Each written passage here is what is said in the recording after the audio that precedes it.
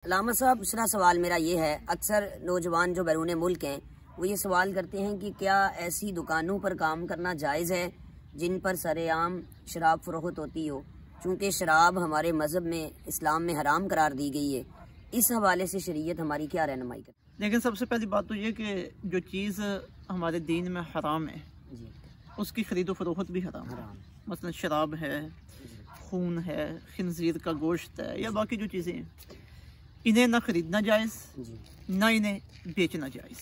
जो बंदा वहाँ पे दुकान डालता है, कोई स्टोर बनाता है और तो मुसलमान है तो उसके लिए ज़रूरी है कि अपनी दुकान पे सिर्फ वही चीज़ें बेचने के लिए रखे जो हमारी शरीयत में जायज़ है। शराब जायज़ नहीं है, अपने स्टोर पे ना रखें।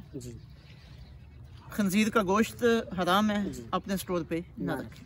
बाकी रह गया मामला जो बंदा किसी स्टोर के ऊपर जॉब कर रहा है, मुलाजमत कर रहा है, तो अगर तो वहाँ पे सब चीज़ें जायज़ हैं, हलाल चीज़ें हैं, तो वो वहाँ पे काम कर सकता है, इसमें कोई परेशानी की बात नहीं है।